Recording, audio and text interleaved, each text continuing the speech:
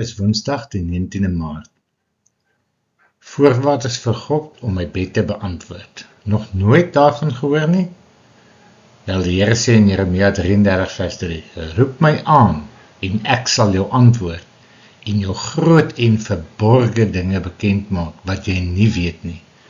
Ek wil vanoggend hierdie stelling maak.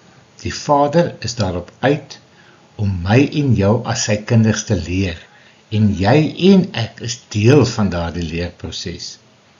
Die vraag is jy bereid om lering te aanvaar vanaf die Vader? Voorwaarde 3 van 8, bid volgens God se wil. 1 Johannes 5 vers 14 sê, en dit is die vrymoedigheid wat ons teenoor hom het, dat as ons iets volgens sy wil vra, hy ons sal verhoor. Gebed is nie om God se arm te draai, om ons wil te doen nie, maar om ons harte met sy wil te versoen. As daar onbeleide sonde in jou hart is, deel eerste daarmee. Psalm 68 vers 18 sê, as ek ongeregtigheid in my hart bedoel het, sou die Here nie geluister het nie. Onbeleide sonde blokkeer ons gebede.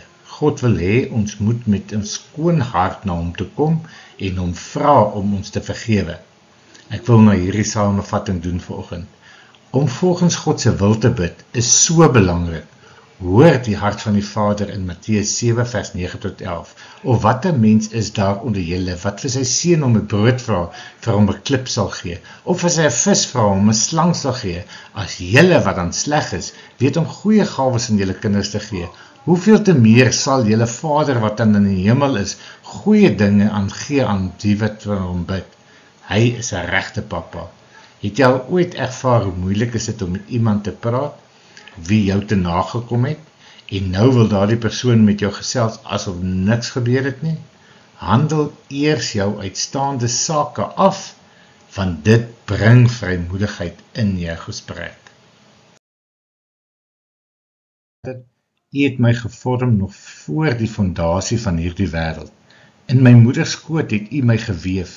U het my geroep en geskik verklaar vir u koninkryk, en ek prys u naam. Help my om te sien wat u sien. Maak u planne aan my bekend en stuur my in die regte rigting, sodat ek u naam kan verheerlik. Laat toe dat ek my purpose ontdek en met 'n passie u wil vir my lewe nastreef.